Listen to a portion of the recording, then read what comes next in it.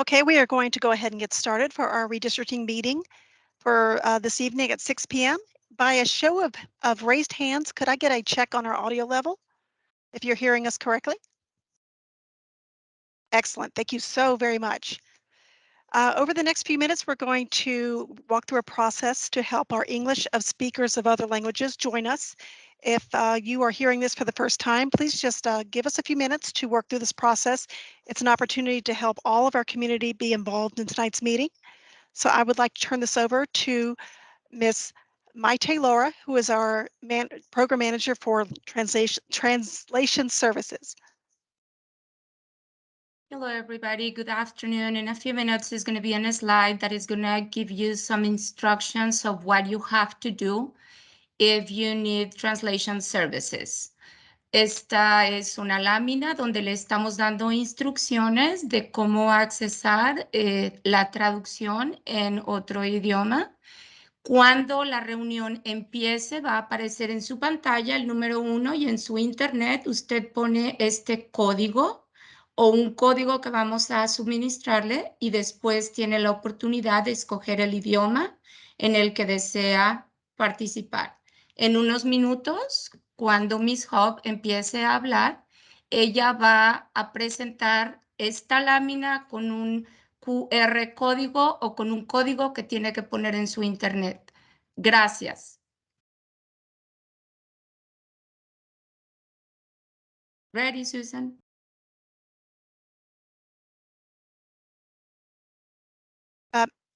Ms. Huff, are you available to start sharing your screen? Yes.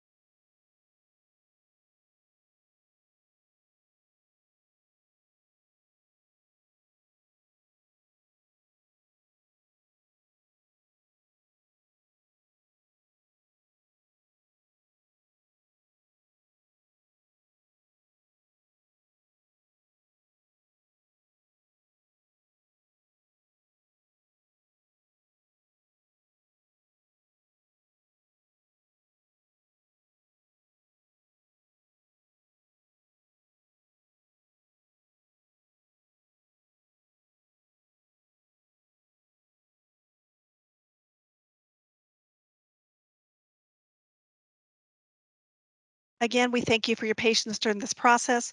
What we're doing now is allowing our speakers of other languages to access tonight's meeting in real-time translations. This is a service that's provided through Microsoft Teams as well as PowerPoint. So we've only used this twice as a district, and it's very exciting to see it going successfully. We're going to give another moment to allow our speakers to join, and then we will turn this back over for a welcome and some ground rules. Thank you.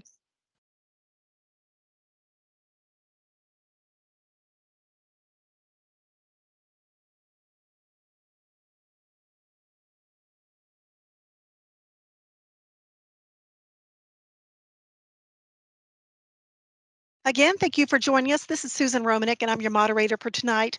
I work in the communications department for the Fulton County School System, and I'd like to introduce our presenters, starting with Dr. Jima Whitaker, who is our Deputy Chief Academic Officer. She is here to provide a welcome. And good evening, everyone. As Susan said, my name is Dr. Jima Whitaker, and I serve as the Deputy Chief Academic Officer here in Fulton County Schools.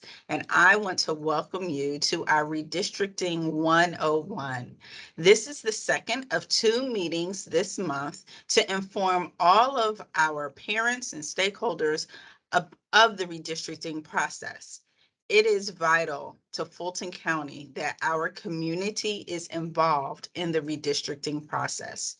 To that end, we want you to remain informed and knowledgeable of each and every step along the way. So tonight's meeting will be 90 minutes. And in this meeting, you will be able to have many of your questions answered. I do know that you've been already placing things in the chat. And so there are moderators on this call. So one of them is Brennan Stearns, who is the coordinator of planning. He will be monitoring the chat and answering those questions. You've also already heard from Maite Lara, who is assisting with our translation services, and she's the program manager for language assistance. Next month, we are going to kick off the redistricting process, and all of this work is being led by none other than Ms. Ingrid Huff. And Ms. Huff serves as the Deputy Chief Operations Officer. So once again, thank you so much for attending. Definitely thank you for being engaged, and I want you to remain engaged as we are entering our redistricting process. So without further ado, I present to you Ms. Huff. Actually, before Ms. Huff starts, if I could just have a moment of privilege. Again, Susan Romanek with our Communications Officer and your moderator tonight. We're going to have a few ground rules that I'd like to explain before we head into tonight's presentation. This is our Redistricting 101 meeting, and it's not the full redistricting forums. Those are coming, as Dr. Whitaker mentioned, in the next 2 to 3 months. This is a meeting tonight to help you become involved in to understand the process of redistricting. It's not about seeing maps or looking at maps or learning about neighborhood impact. It's more about learning about the process so you're more knowledgeable. During tonight's presentation, all participants except the person presenting will be muted during the presentation. And we're going to be monitoring the chat room as well. So you can take some of your more general questions there. Mr. Stearns, as well as myself, will be answering questions. But we do ask that you try to listen to the presentation first. We discovered in yesterday's meeting that many of the questions being asked were in the presentation a little further down. Of course, we'll take any questions you have and try to help, though. After the formal presentation, we will hold a basic Q&A. Again, more general questions. We can't truly address what's going to happen in each neighborhood or each school at this point. It's too early in the process, but we will do the best we can to answer those. We do ask those who will be asking a question to limit it to one question so we can give an opportunity for as many people as possible to participate. So with that, I would like to ask Ms. Huff, would you please get started? Susan, a point of order privilege here for myself as well. I'm seeing Yes, the sir. chat that a lot of participants here cannot hear the audio. So is there a way to check that with somebody? Maybe we can unmute people. I will see what we can do. Just to help us out a little bit, if you are hearing our voices, could you raise your hand so we can see if this is a large scale issue or an intermittent issue? Okay, I am seeing hands go up, a lot of hands go up. So it looks like it might be an issue with certain folks. Perhaps the best thing to do, I'll write this in the chat, is to log out and log back in. Sometimes a quick reboot solves the issue. And But check yes, your we see a lot of, and check your speaker sound. Yeah. Sometimes it's the little things. Thank you, But yes, Susan. we're seeing a lot of hands raised saying that they can hear. Thank you. Also, the translation is not working. I'm not sure, Ms. Hoff, if you click the option for everyone, because it's not working. It's not processing the translation. Okay, give me just 1 second. Can you hear me? Yes, we can hear you, but the translation system is not working. So we probably need to recheck that on there. Yes, it's selected for everyone.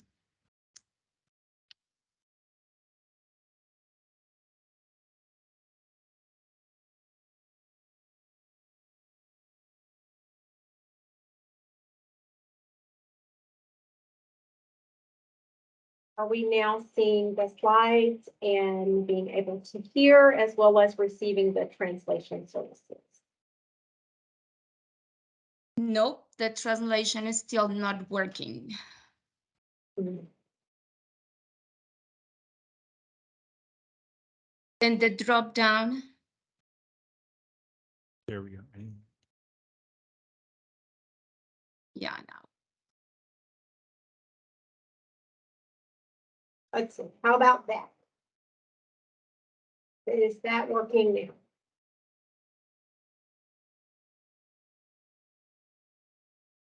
Nope. Still not working the translation. Not sure why it's not working. So maybe you have to do click present live again last time. Instead of resume, click present live, and maybe that is gonna produce another code.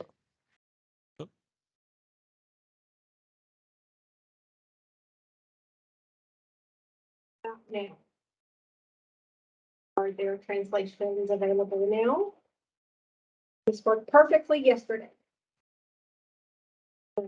Hopefully we can make sure that the translation piece is working for our families. Absolutely. Absolutely. We are committed to that.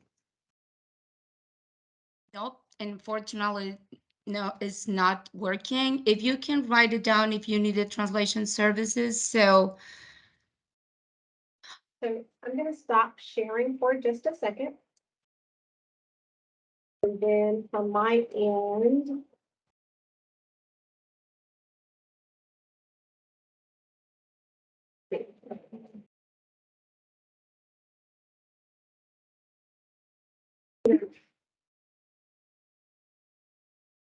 let me open it again.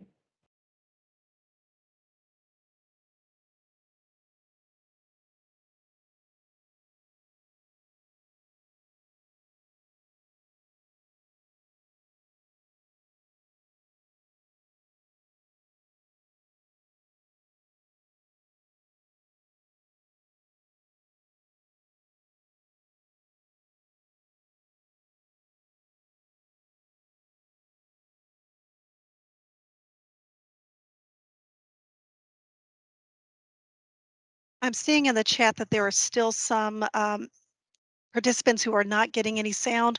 I do want to let everyone know that we are recording this meeting and that it will be posted to the redistricting website after tonight's meeting. So even if you're not able to hear it in real time, there will be an opportunity to still hear it and be involved. We sincerely apologize that there seems to be some technical issues. We're not quite certain what is occurring. Some participants are having no problem at all. So we're just not certain what's occurring.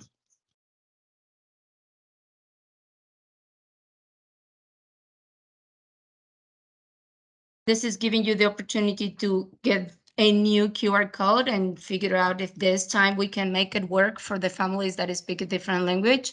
Por favor, tome el código si es que así lo necesita o escriba en su internet, en su browser, el código que está presentado dentro de la pantalla.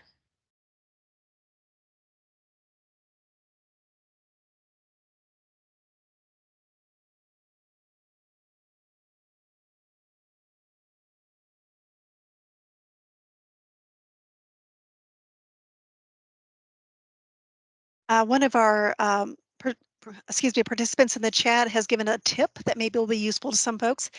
The person has said that your sound can be fixed in the settings of your Teams app. Click on the 3 dots, then device settings to fix your sound.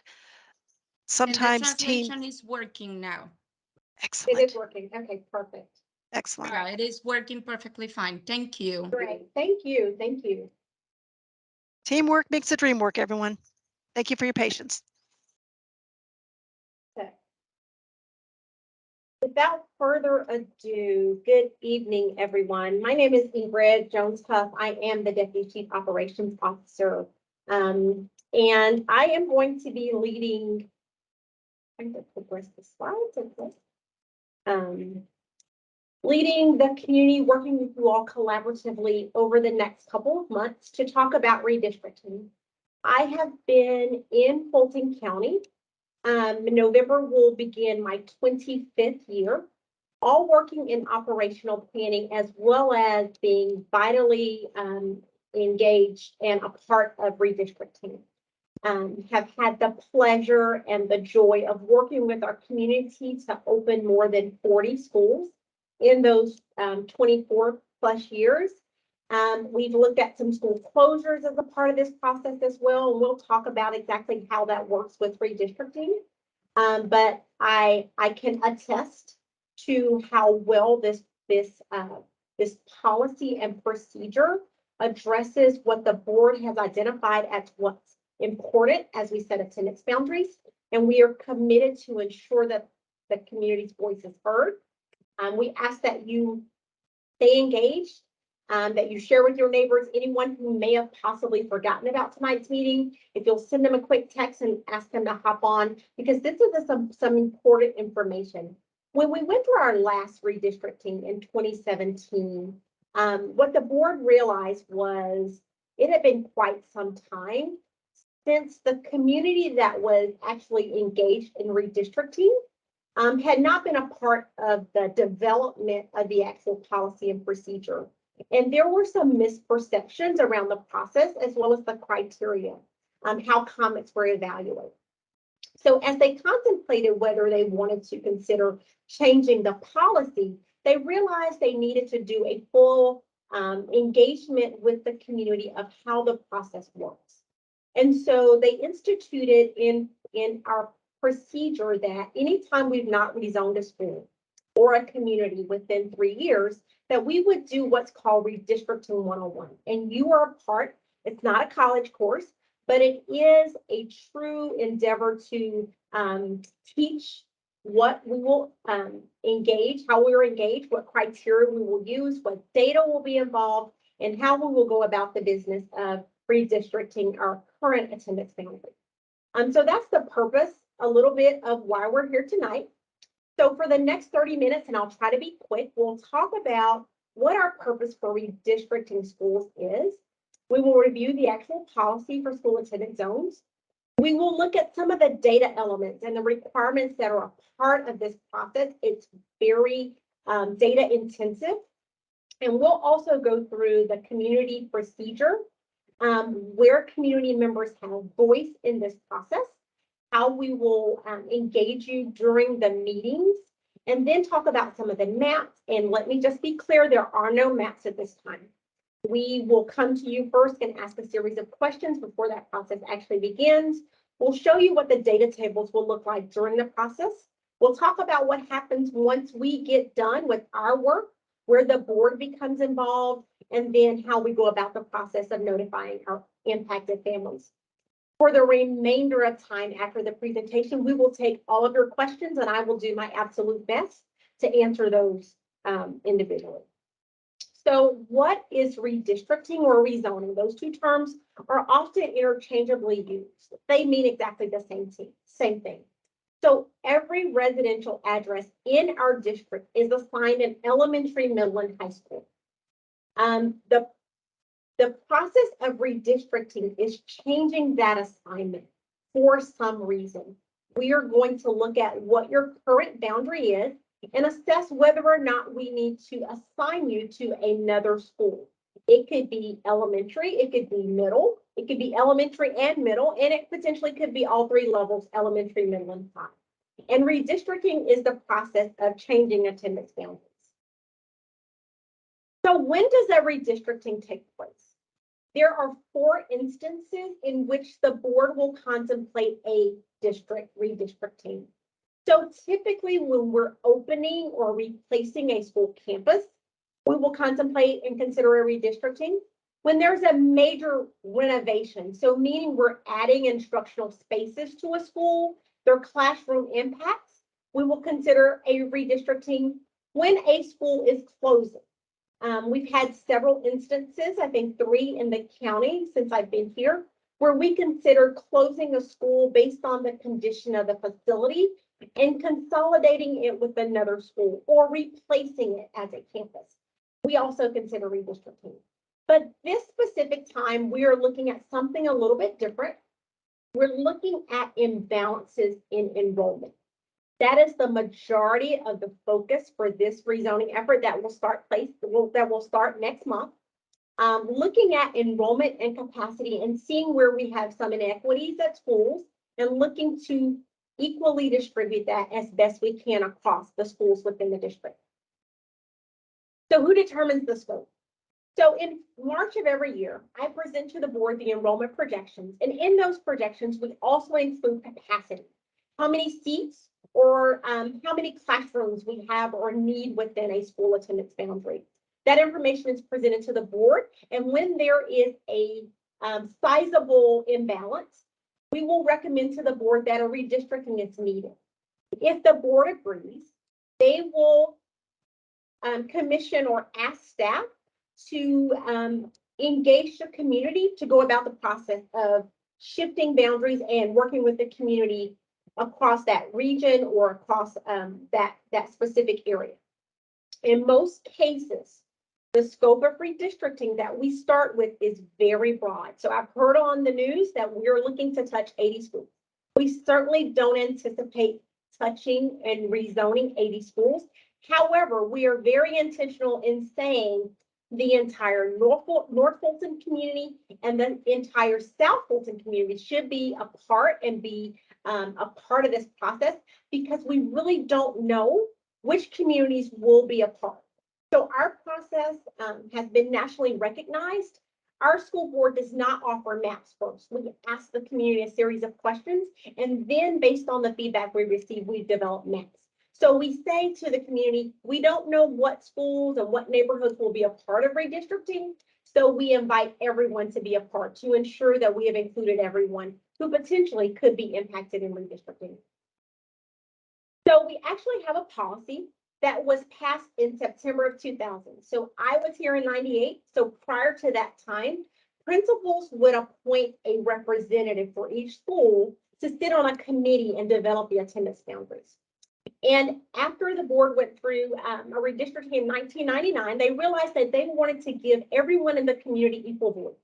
So they opened the process up and developed first, what are the rules? So how would we consider attendance boundary changes? What are primary and secondary criteria? And then they established a procedure that allowed the entire community to be a part of this process. And as I said, we've used this in the planning and opening of 40 new and replacement schools since that time in the last 22 years, and 3 school closures. So primary criteria is based on logistics and data that we encompass within our GIS. So looking at primary criteria, we consider geographic proximity. That is how close you are to a school site. We look at projected enrollment, and I'll break each one of these down, and we look at capacity. So geographic proximity, based on how close you are to a school site, there's a caveat to that. Oftentimes when we are looking at attendance boundary changes, we start from the county boundary and field towards the school site. We have to ensure that every neighborhood is assigned a school zone. So for that reason, we have to start on the outside and work our way towards a school. So that may mean that communities that are in closer proximity to a school site may be considered for their second or third closest school, because we have to accommodate all neighborhoods. We look at projected enrollment. We want to ensure that we're not looking at just today's population, but what future populations are. And I'll explain that here shortly. And for capacity, for elementary and middle school, we use a calculation called our classroom allocation model that takes into account classroom space. And for high schools, we use what's called state capacity. The state has an algorithm that determines how many students we can fit in a class in a school building. And we found for capacity for high schools, that is an excellent predictor of student population and classroom space. So secondary criteria, these are used when primary criteria offer more than one option for assignment. This criteria is how we develop our plans, what we consider as we come up with options for redistricting.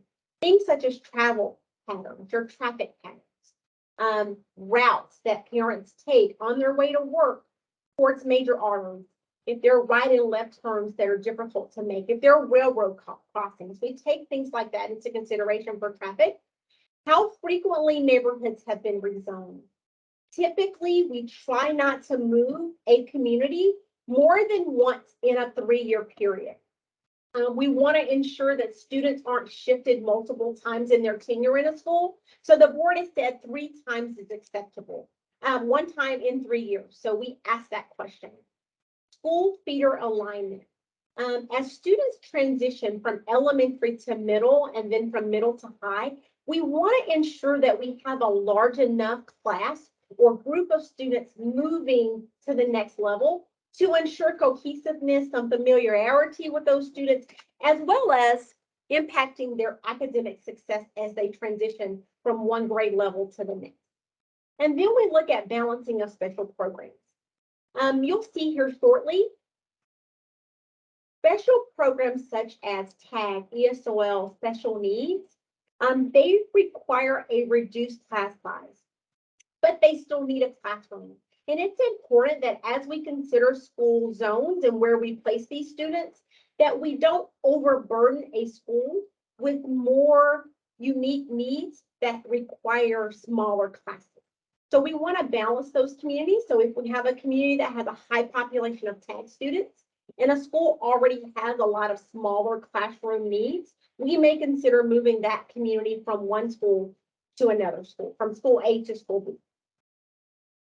So how do you quantify and measure the criteria? We use a tool that is called Geographic Information Systems. It's GIS, a short acronym. Very similar to the same technology you use when you're looking for where you're going to dinner on Waze or MapQuest or Google Maps. It's a product licensed by Davis Demographics and Planning, and it sits on a platform called Esri.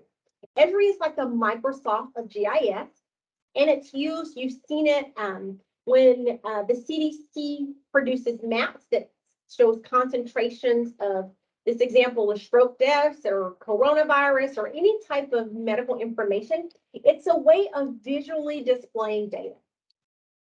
So our tool is called SchoolSite Pro. It's a GIS-based tool that allows mapping and data analysis for school planning. So within this tool, we have the power to not only develop enrollment projections, but also to shift attendance boundaries. It's a cohort-based model, so that means when it develops enrollment projections and forecasts for the coming year, it starts with the base of the existing year. So today's first graders become next year's second graders, and it progresses the students through, and then it explicitly considers other factors that may impact population.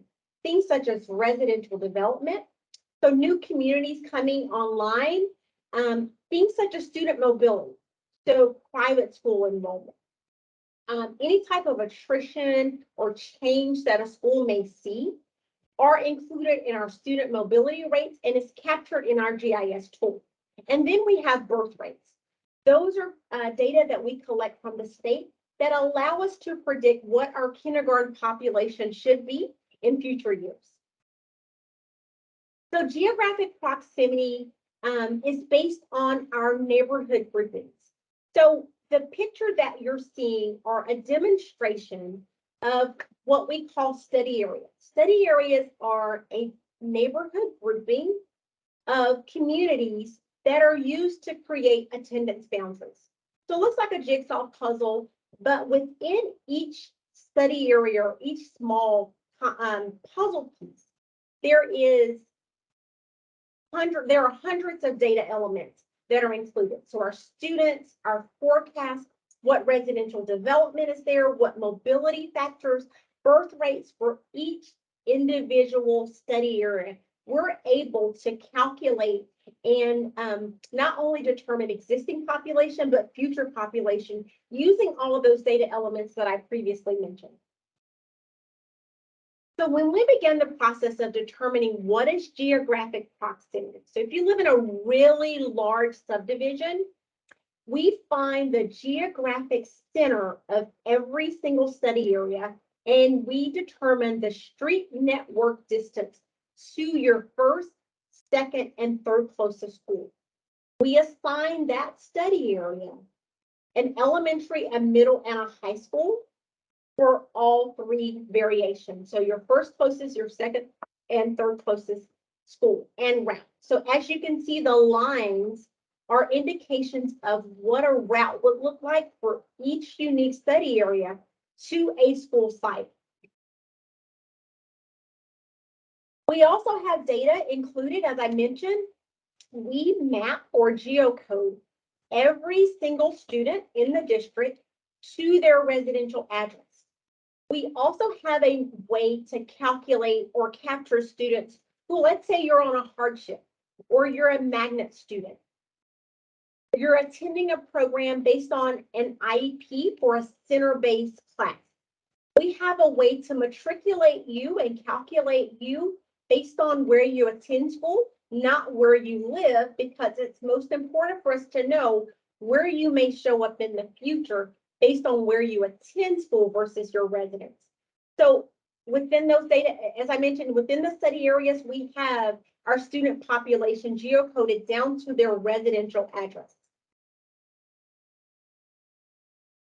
So our forecasting methodology. So we have the existing students. We want to figure out, as part of this process, it's the basis before we even begin redistricting. How many students do we have today?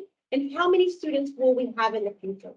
So we begin with our geocode and we take into consideration other things. Pre-K classes are out of zone students. So students, again, I said we talked about hardships, magnets. We want to include those students in our forecast. And then we have charter schools. Some of our charter schools, they begin at kindergarten and they sunset at grade 8. We want to ensure that we've calculated whether those students will return to our high schools. And we've included factors that are our mobility factors include that variation and that mobility of those students coming in and out of the district. We also have residential development. We work with all of our municipal planning agencies to track residential development from rezoning through construction. And then we also have acquired a third-party vendor that provides sales data. So we're able to look at not just where homes are built, but also where they're being sold. We're able to look at quarterly closings and determine where future students will come. We're also able, using our geocoded students in our built-out communities, we're able to determine from a built-out community, how many elementary, middle, and high school students do we generate from new development or from existing development to predict future developments. And those factors are unique, not just to our city, but to our unique high school zones.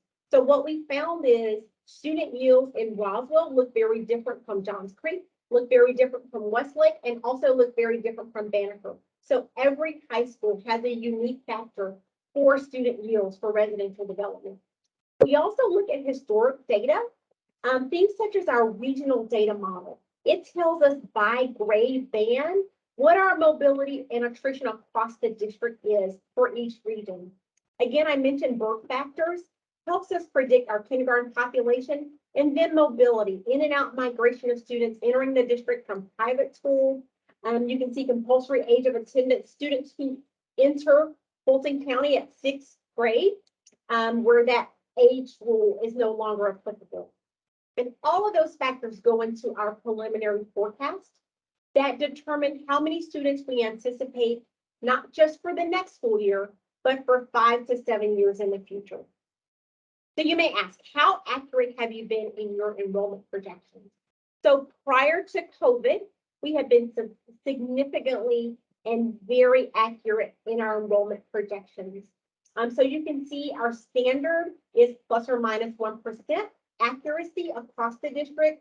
We have hit that target in almost every year, with the exception of the last 2 years, which have been a challenge.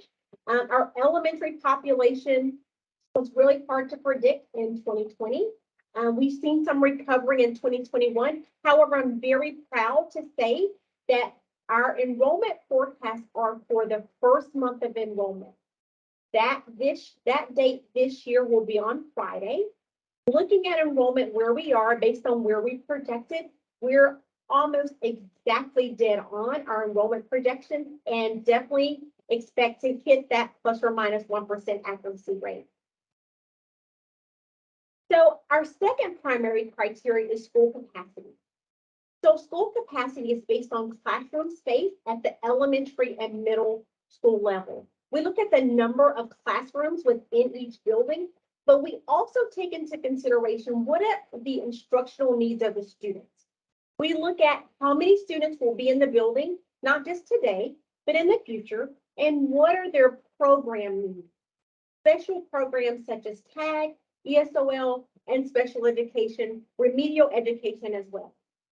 So to give you an example of how this works, we have a sample school. This is Dunwoody Springs, which is in Sandy Springs, and this is old data, not today. We look at what their enrollment projection is on the 20-day count. So SC means self-contained students. Those are students who are contained within, who have an IR plan or an IEP plan, and those students remain self-contained with their special education teacher.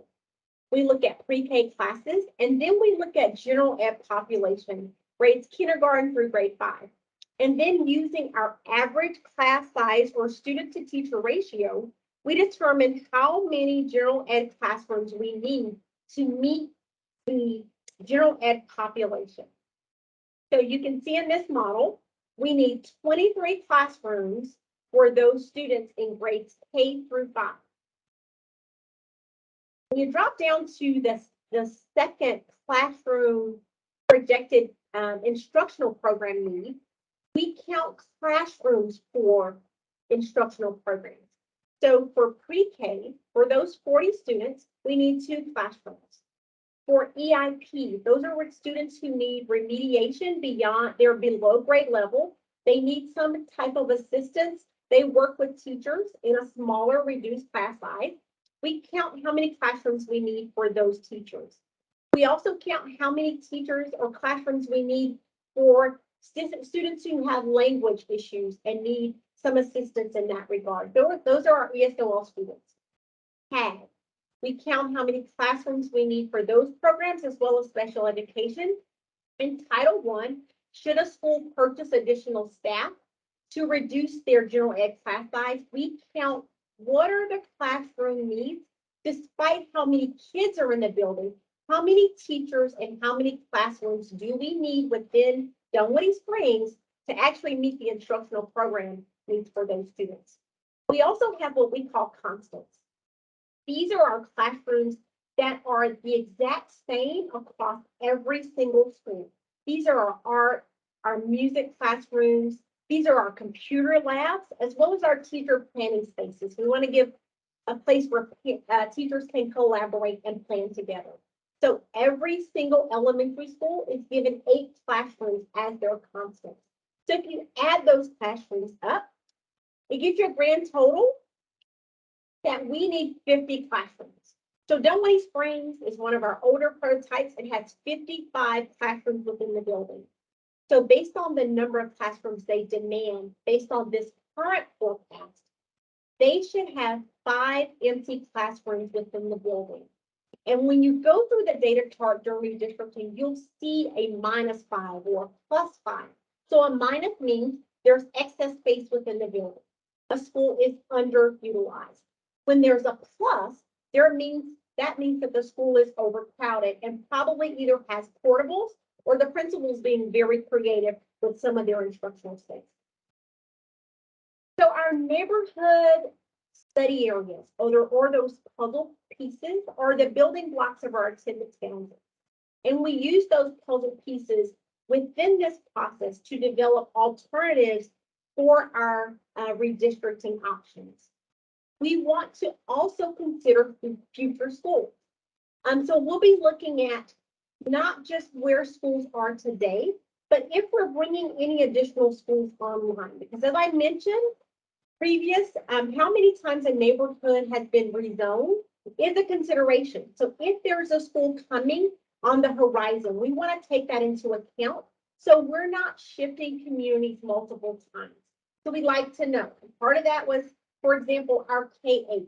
If we're opening a K-8, we want to ensure that we know where that school is going. If we're opening a new elementary school in our region, we want to know where that school is so we won't impact those communities within a certain time frame of those new schools opening.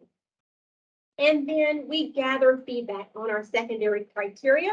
and our attendance boundary alternatives and draft plans. And that is what the community will be a part of as we go forward in this fall's work. So community engagement, how will the meetings work? So every meeting will begin with a presentation. Every presentation will contain initially the exact same information.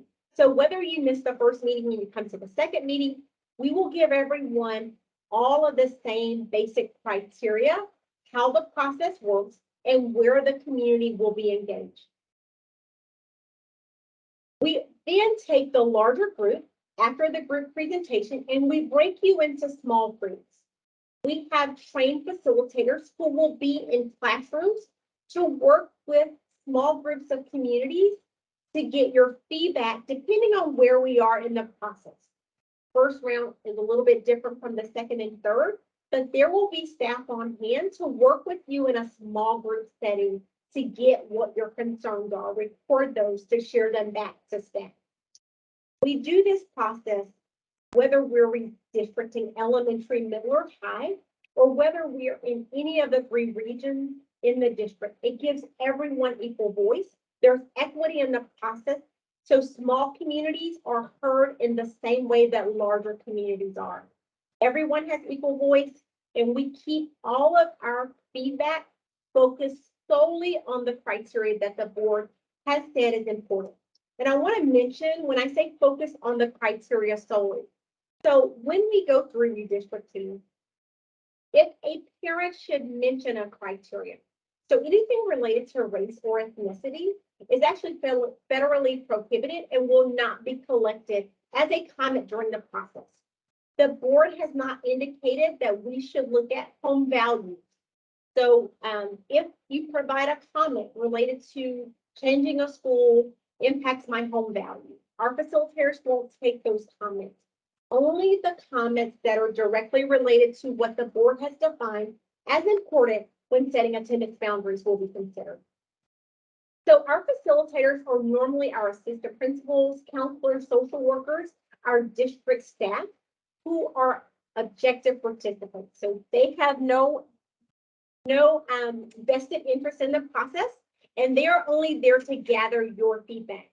They will only consider, again, input related to the criteria, and we are committed to receiving and considering all appropriate feedback during this process. But keep in mind, where one community may have a pro, another community may have a con. So we have to balance multiple perspectives and take that into account based on the criteria that the board has defined as important. We have to achieve the objective of redistricting schools. That is important. That is the charge that we are charged with, and we have to impact some communities.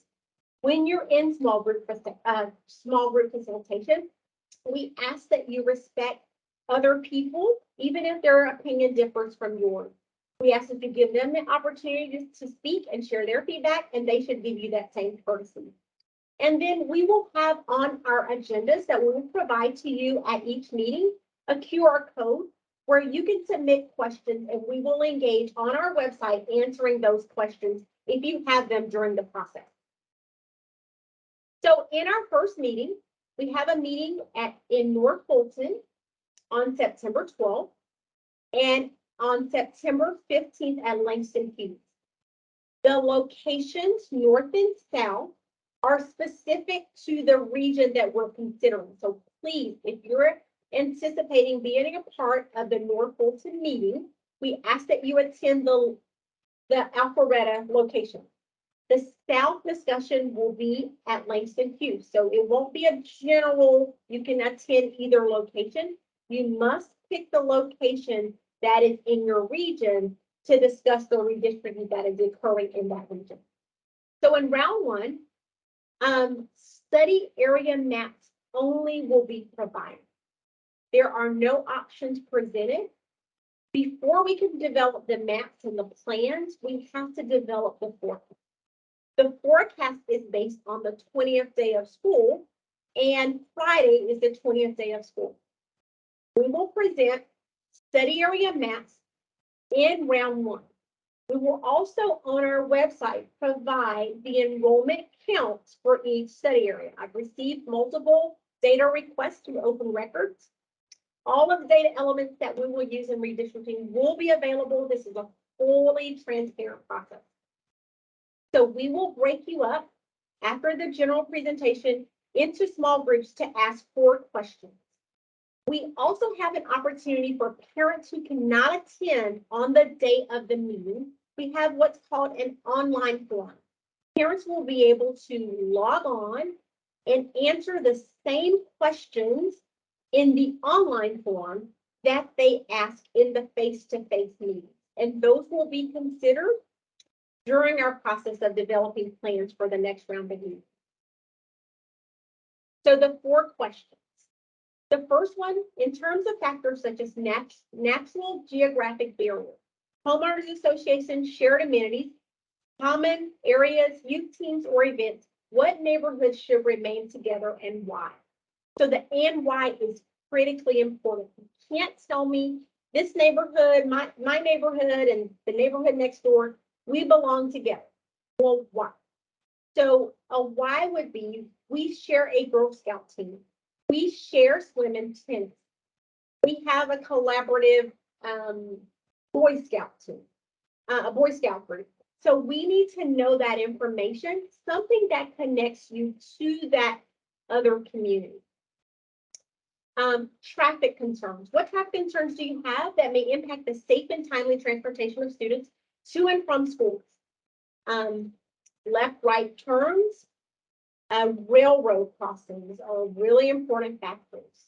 Walkability of communities, we do receive that feedback. We ask that you share that and identify intersections, road crossings. That helps us be able to digest the information and apply it to our maps. Residential development. Question 3, are there any residential development trends or redevelopments in your area that may impact future school enrollment? So we work again very closely with our municipal partners, but oftentimes you live in those communities and we don't. You may hear things about apartment complexes closing, or a community or really small community that may not have gone through rezoning. We do track and go out and visit sites. We also check our apartments in the region. So it's not just single family or townhome or condos. We also check apartment data, but you may have some knowledge of some apartment or other residential development. So we ask the community, what do you know about your area that may impact future school enrollment? And then the final question, have there been issues regarding multiple school rezonings in your area?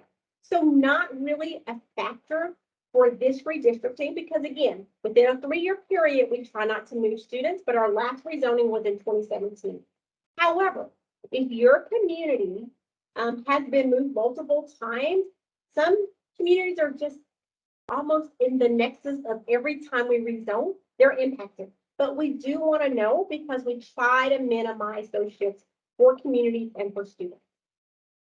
So after we gather your feedback in round 1, we will analyze those comments, the meeting and the online feedback that we received, and we will develop plans for round 2. There is a redistricting administrative committee. It is comprised of operations, our operation leaders, transportation, our academics team, ESOL special education, and our zone superintendents, who work collaboratively to develop the maps and the plans using all the criteria and the feedback that we've received. So you may ask, what about those comments? So we have meeting and online comments, and we want to distinguish the difference because while they're all considered, parents in the last process had questions because they did not see their online comments. So here is the difference.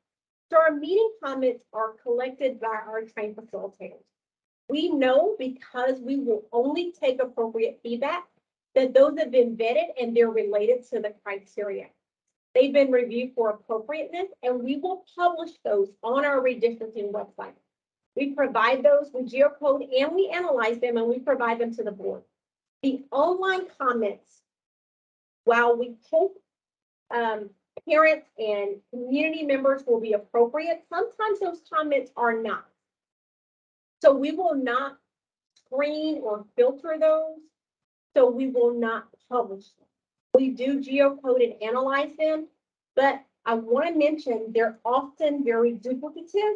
So form letters, emails, all of those comments count as one. And the reason that we count those comments as one comment, because we want to give equal voice to neighborhoods. So let's say you had a neighborhood that only had 5 homes versus a really large neighborhood that had 1,000 homes. We want to weigh and evaluate how comments are related to the criteria, not how many comments we receive in general. So it's not a voting. One comment that is more related to the criteria can outweigh a form letter that I will receive 500 times.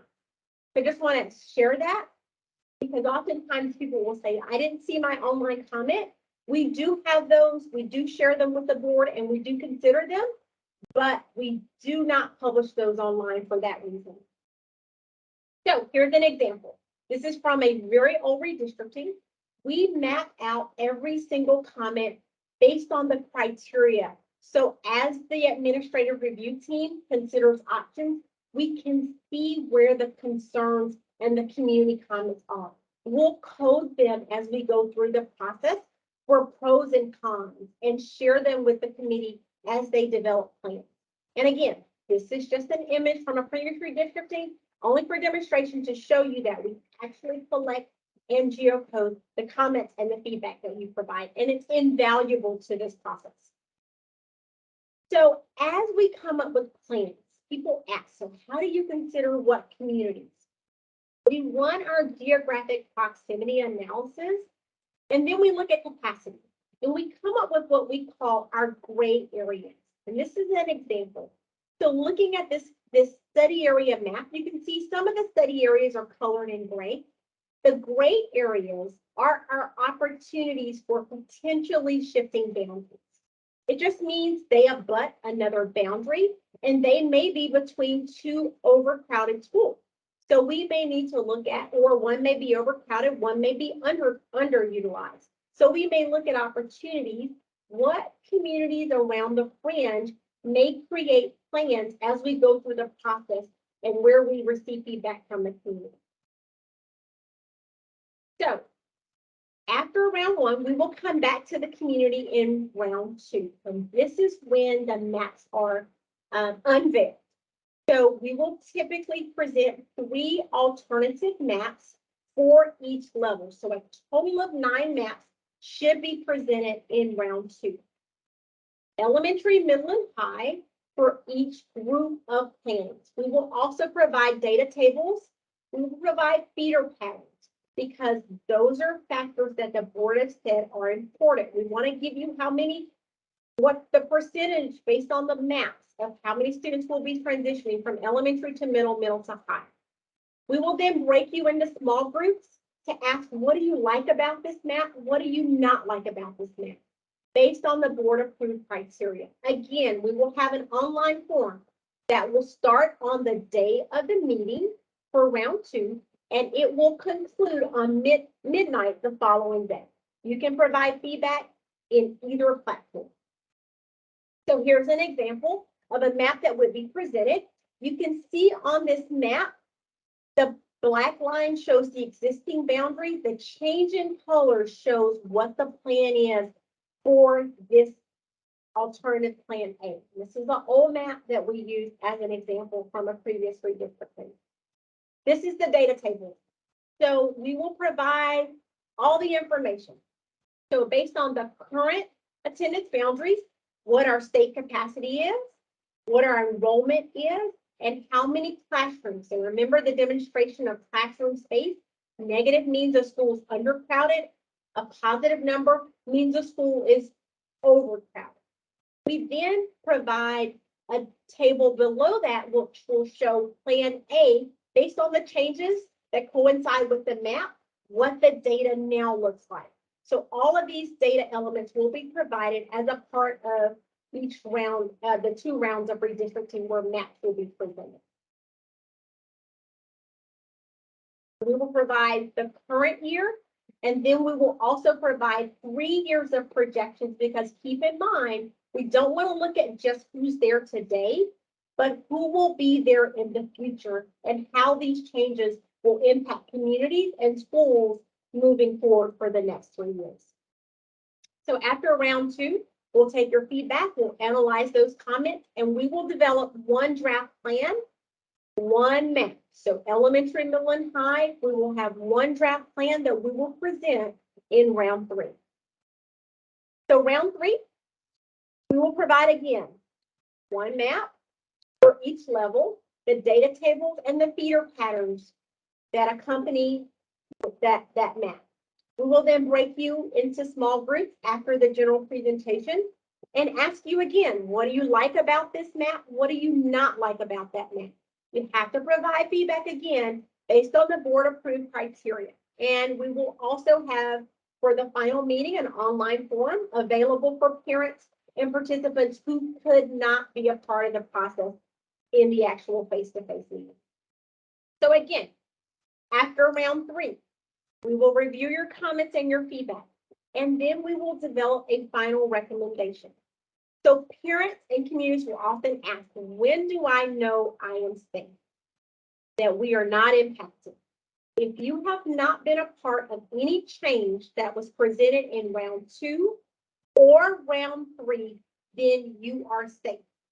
If you have been in a plan in round 2 or round 3, but you were taken off from round 3, you could come back in the final recommendation. So that's why we say after round 3 is the only point at which a community could consider itself not impacted in redistricting. And we will develop a final recommendation only in one instance. Has any of the draft plans, the alternative plans, or the draft map been the actual final recommendation that was presented to the board? So it's typically some compilation of all those maps that we've considered during the process. And we will present the final recommendation to the board on November 8th. And this is when the board will become engaged. So I have not mentioned the Board of Education prior to this point because they have charged staff with developing and working with the community to go through the process. They are not able to respond to a map because a map has not been presented to them. So any questions or concerns are to be directed to staff until the board receives a final recommendation in November.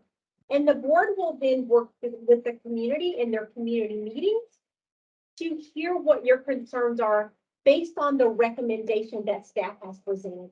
And that will occur during November and December. And the board has the option to either select or adjust the recommendation prior to approval.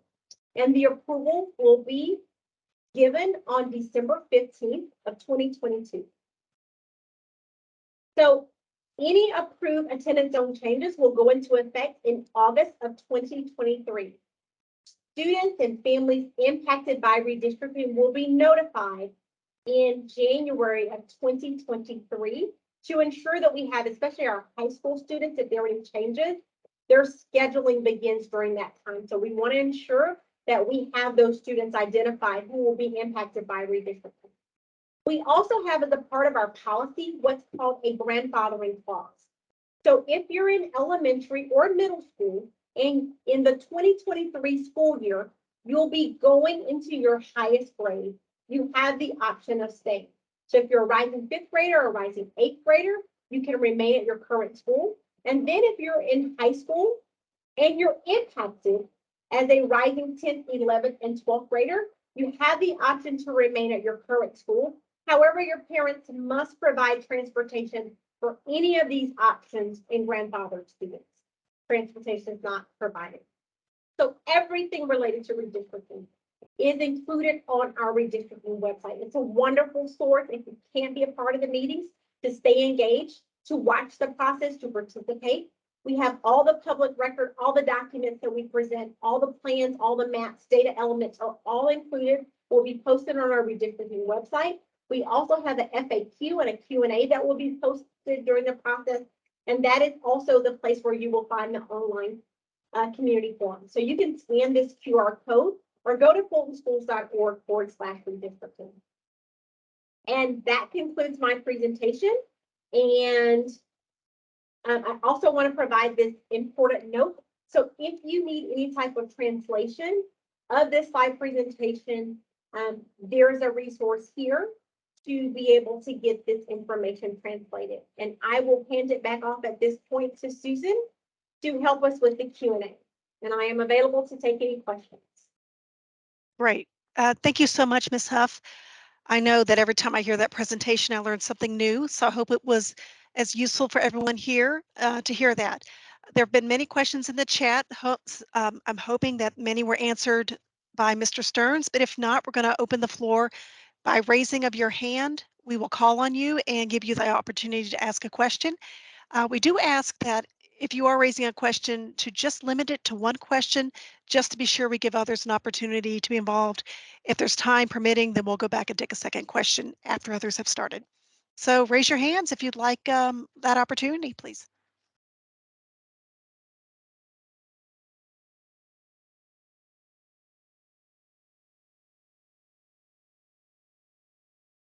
It looks like our first person will be Ramesh Bakshi, if I've said that somewhat correctly.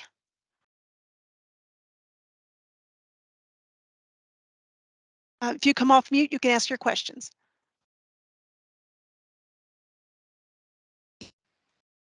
Okay.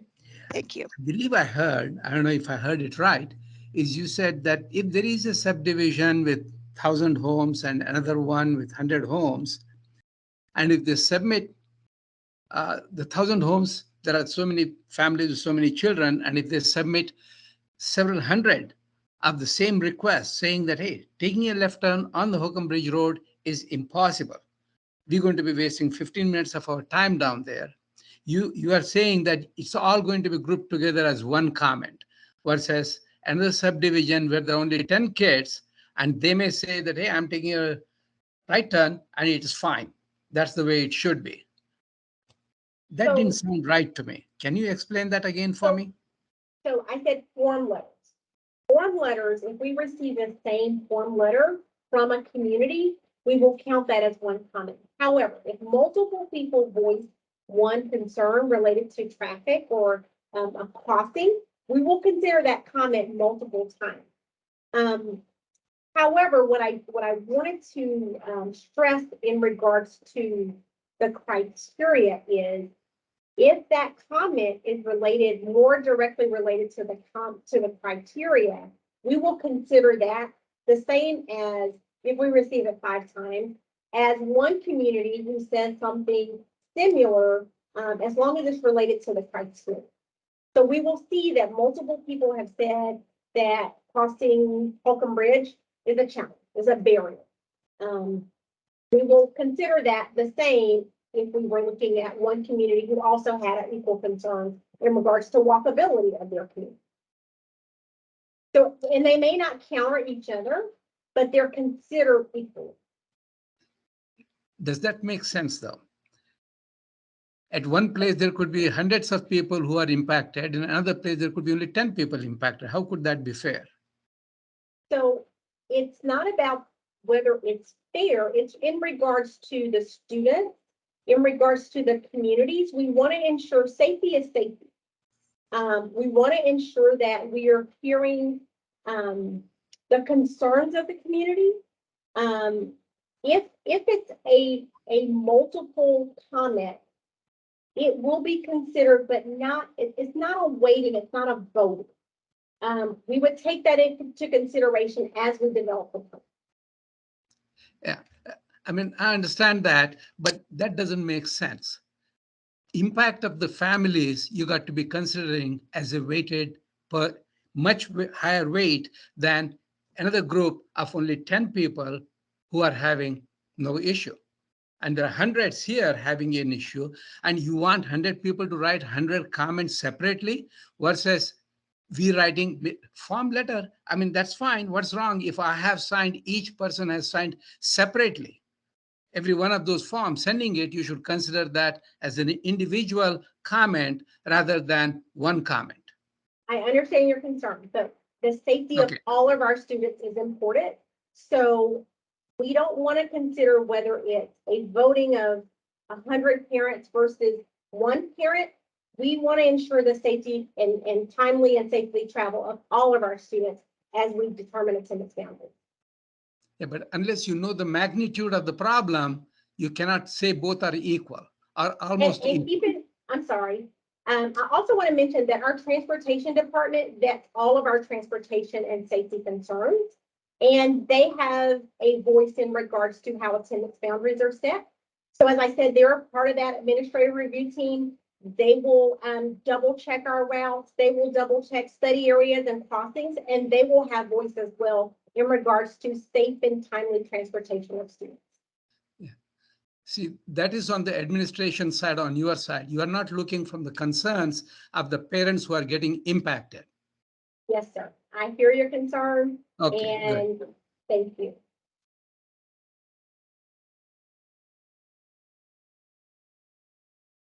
I am not seeing other hands being raised. Are there others who, okay, I take that back. It looks like we have Ryan Pembroke, who has asked to speak. If you will come off mute. All right, so I did have one question about the 3 maps that are going to be proposed. Would there be scenarios where neighborhoods would be recommended for redistricting and have the same recommendation in all 3 maps?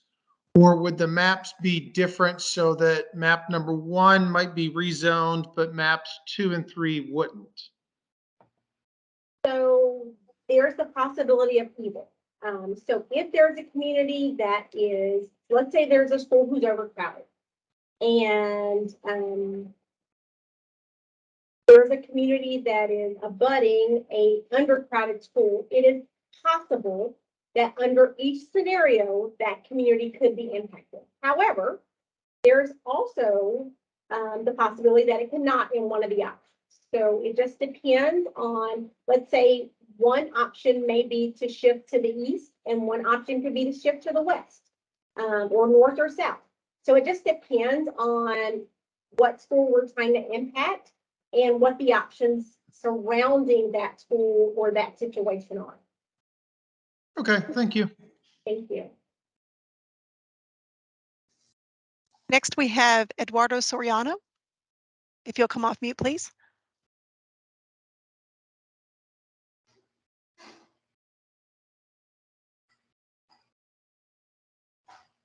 Mr. Soriano, are you still able to join us?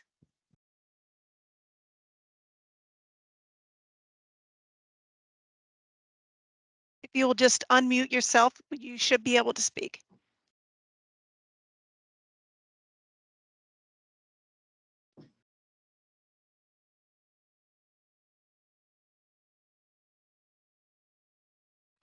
He cannot come off of me. Okay, if we could, while we figure that out, if we could have Jeanette Ramming ask your question.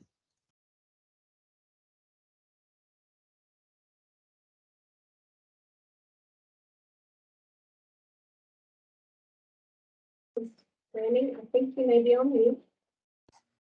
Or mic is just open. Okay. Okay, I'm here. Yeah, Hello. there we are. Thank you. Thank you. I posted my comment in the chat earlier. I wasn't sure if you were going to get to, I think someone answered it, but I was reading the scope of the North Fulton redistricting had mentioned capacity only in the elementary schools, and then something about a new middle school. So I was asking if it was safe to assume the high schools would not be involved, but they answered that all levels will be considered. So can I get a clarification on that? Yes, ma'am. So the North Fulton redistricting is focused on 2 specific objectives. So we have some overcrowding at elementary schools that we are looking to address. And then when we opened the Crabapple Middle School replacement, we made a commitment to the voters to look at middle school boundaries. And after the first year of enrollment, we were in the midst of COVID. So we weren't able to do that. So we are honoring that commitment and coming back and looking at middle school boundaries. However, because of our criteria for feeder patterns, should we shift an elementary and middle school, that creates a small split for high school. High schools could be impacted. So school feeder alignment is a part of our criteria. So any shift that creates a small split of, let's say, a really small 8th grade class going to high school, we may consider shifting a high school boundary. So for the permit scope for North Fulton, we are saying all 3 levels should be a part of the process. Okay, thank you. Thank you. I'd like to go back and ask Mr. Eduardo Soriano if you're able to come off mute and ask your question. We'd be happy to hear from you.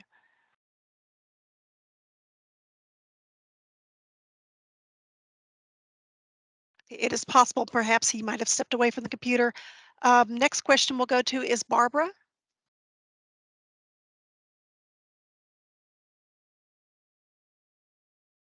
Barbara, if you'll unmute yourself.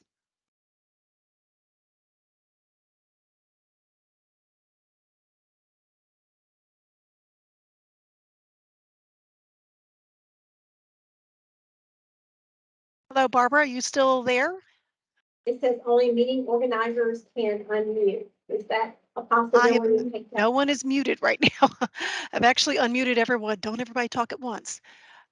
But I don't see any restrictions to her being able to speak. I think she has, that she just needs to unmute.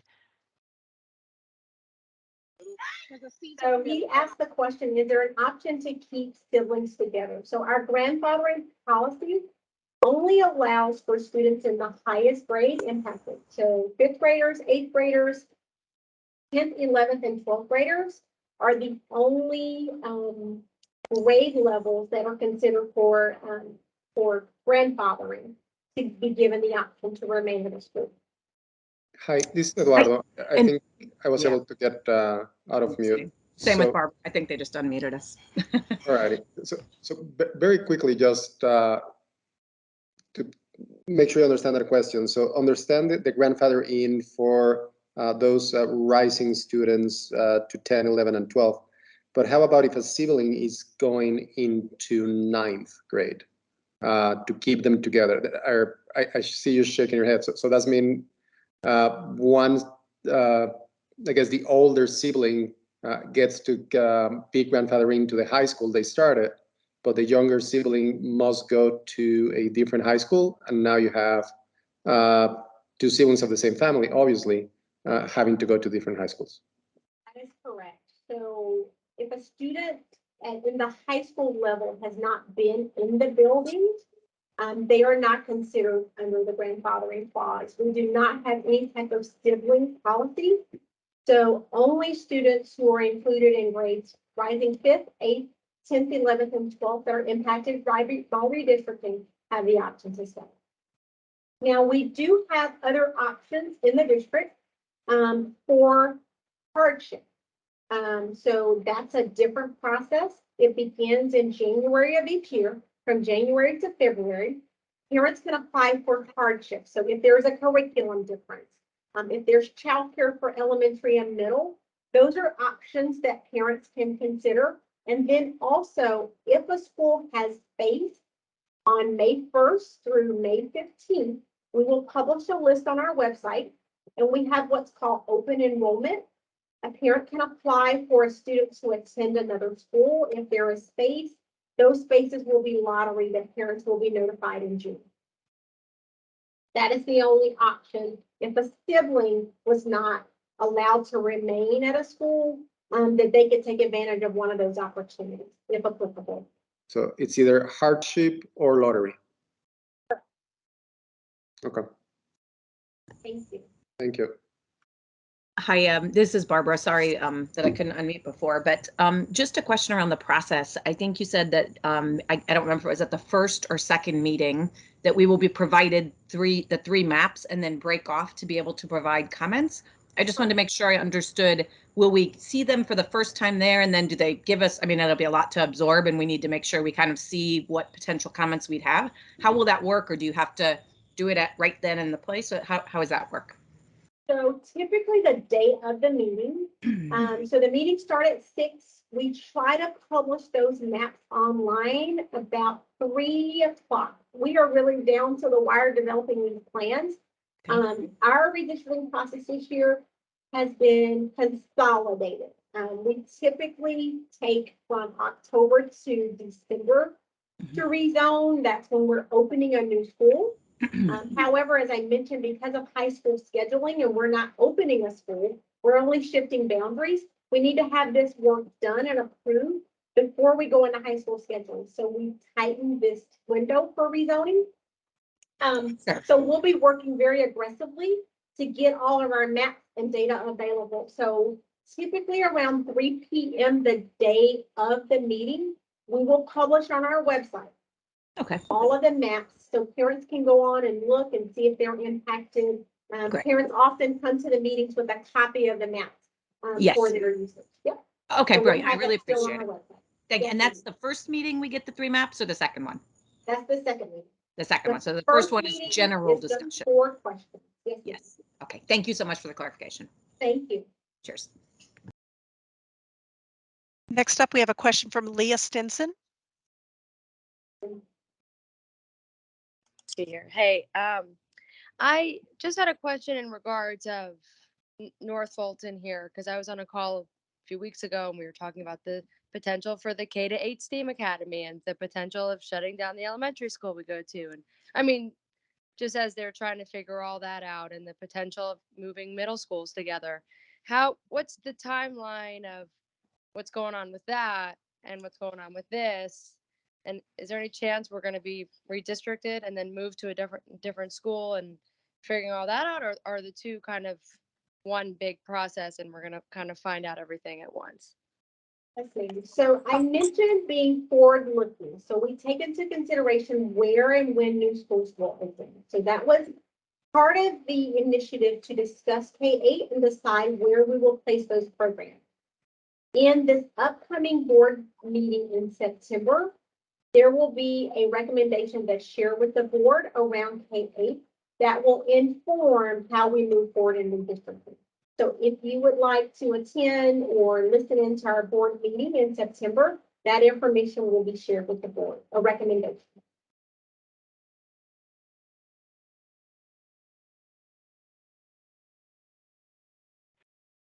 I believe our next question is from Shanta Williams. Hey, good afternoon. I have, I guess it's like a twofold question. I have a rising. Oops. I think we lost you, Ms. Williams.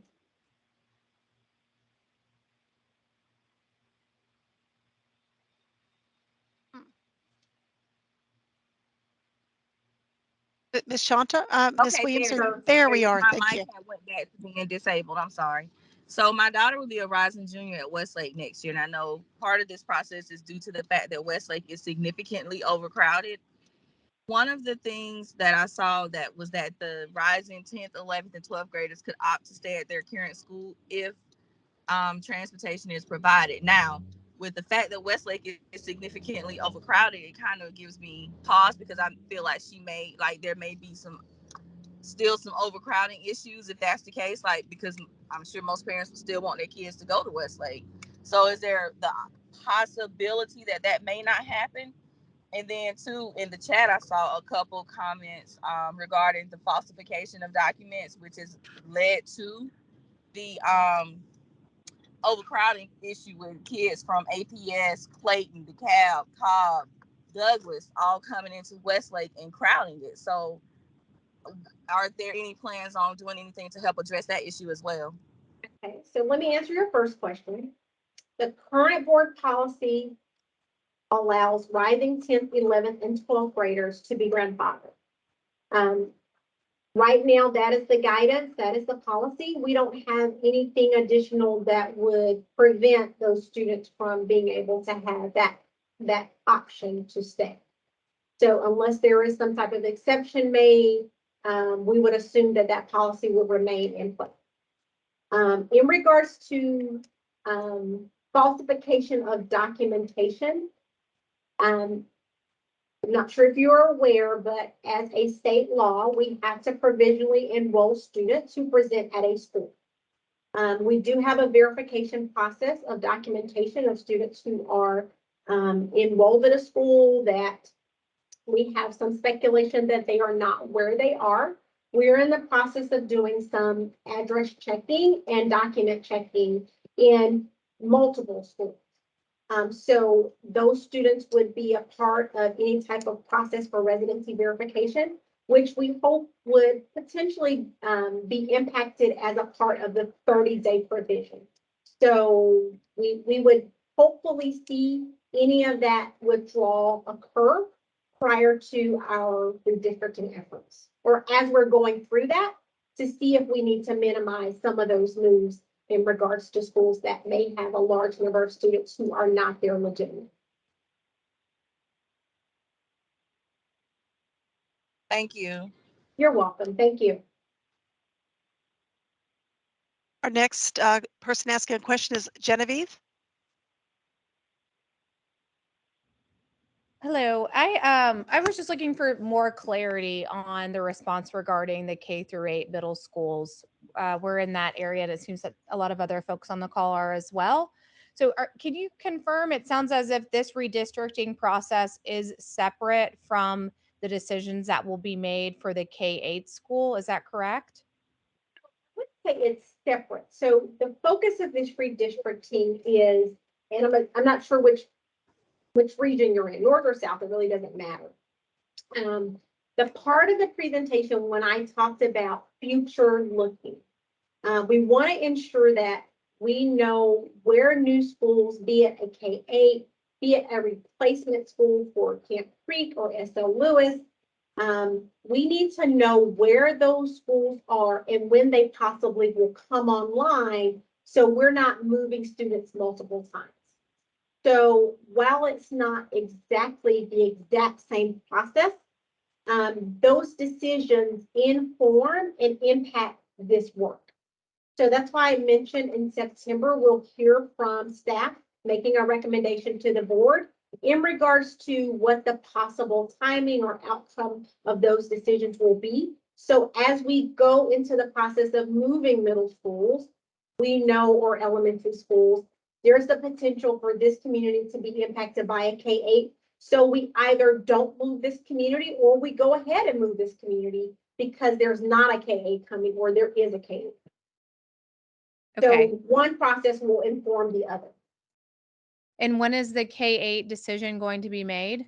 It should be, a recommendation should be presented at the September board meeting. Okay, and then recommendation, when is the actual decision made? I would assume at that board meeting. So if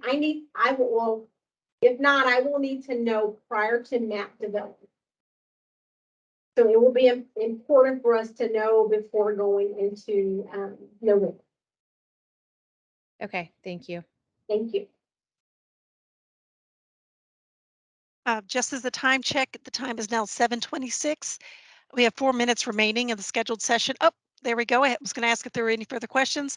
Looks like Victoria Shelton has a question. I'm Ms. Shelton. My question is easy. Earlier, you were talking about the questions that we're asking in round one about neighborhoods being together. But then in the first part, you talked about subdivisions and then looking at subdivisions. Is the intent that subdivisions could be broken apart unless you get enough comments explaining why they shouldn't be? Or is the default that those many neighborhoods would stay together? So those mini neighborhoods would stay together. So we would never split a complete subdivision. I'm not sure which end of the county you're in. But so let's say, for example, are you in South Fulton or North Fulton? South Fulton, yes. Okay, so I'll give you an example that I just know specifically. So Walden Park and Amherst, they're right across the street from each other. For transportation, it would be a challenge, and they're on a 2-lane road. So it'd be really challenging for transportation to not pick those communities up potentially together. So they're probably either in two different study areas because Walden Park's really large, but we would probably anticipate maybe keeping them together because they're in close proximity to each other. Or there may be a community, some communities, one doesn't have a pool, one has tents. So their HOAs are in agreement that they share pool and swim and tennis together. So they should tell us, while we're individual communities that are separated, we have something in common that joins us together, that we want to keep our kids in the same grouping together. So that's what the neighborhood groupings are. Within those study areas, sometimes there are multiple neighborhoods. Some of them, because the community is so large, there's just one neighborhood. So it just kind of depends, but our transportation department vets those study areas and tells us, whether we need to split them, whether those communities need to stay together as well. But we do hear from the community as well. So I see a question about, do we contact HOAs? No, we give everyone equal opportunity to participate and provide feedback. So if HOAs want to attend the meetings, they certainly can and provide that feedback to us. We will not do individual meetings with HOAs. There are only a couple of us in this department that does the bulk of the manual work, and we just cannot extend ourselves to meet with HOAs individually.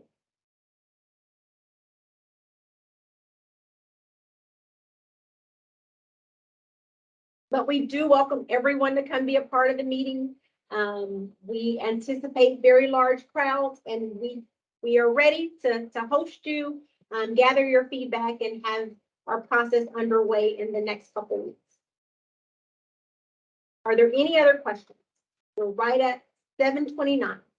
That's right. Ms. Huff, I do not see any more. So at this point, I think we should bring this meeting to a close with just reminding folks that if you check the redistricting website, and we will post that link again in the chat, but you will become very familiar with seeing that link over the next few months, I'm certain. But that's www.fultoncountyschools.org/redistricting. There you can find two sections. One mentions North Fulton redistricting information, and one is South Fulton redistricting.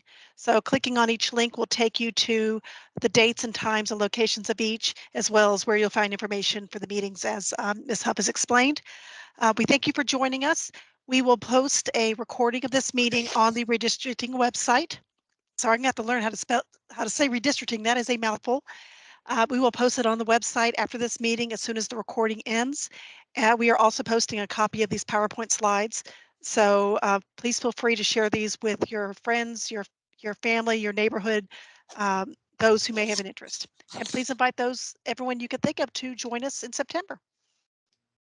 Thank you so much, everyone. With that, I'm going to close the meeting, and thank you so much. We will see you soon.